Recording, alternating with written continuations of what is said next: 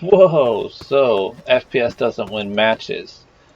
That sounds crazy, doesn't it? Most things that you find online say, hey, FPS wins games. And in a sense, that's true, but only in certain scenarios.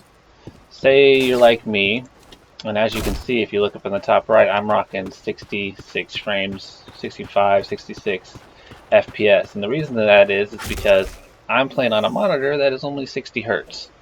And all information online says that hertz is basically the equivalent to FPS. Now, if that holds true, then that means that my monitor will never ever be able to handle more than 60 frames per second.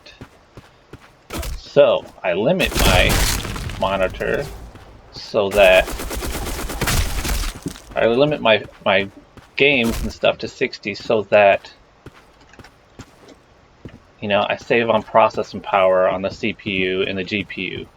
I would pull it up and show you and show the difference, but I can't figure out how to get NVIDIA to capture its own monitor turn software that pops up. Like if you hit Alt R, it usually pops up a monitor in software, a performance monitor, and I can't figure out how to get it to capture it. And the reason I would want to show you that is because it shows you the render latency, and there's a difference whenever you change it and you limit it to whatever you want.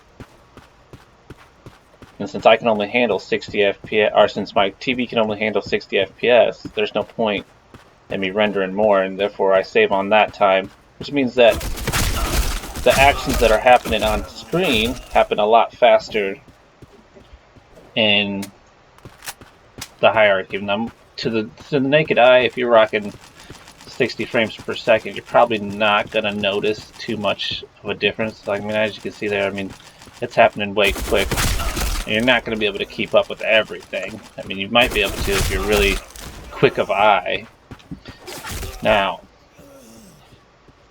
let's go back to FPS doesn't win games. Most online people will tell you FPS wins games, and that's when you have the TV to support it. Now, they may tell you to keep it that way even if you're rocking a low monitor like mine and have the computer to play it. That's just dumb, in my opinion. I think, and I can't speak for them and what their motives are, but they're also gamers, and they may just be saying that to get you to run your rig at high capacity and top everything out so that when they play against you and they're using their knowledge to only limit to what they need, they're slightly faster because they're only processing what they need instead of, you know, pumping out 300 FPS on a 60 hertz monitor. That's just stupid because that's 240 frames that the computer's processing on the CPU and on the GPU that you don't even need. It'll always drop those frames. And if games, from what I've been able to find, if games are designed to hit a target of around 60 frames per second because they're trying to hit a wide variety of, you know, rigs, then, you know, there's not much difference. And how fast do you think your character's actually moving? Do you think he's moving at 60 pixels?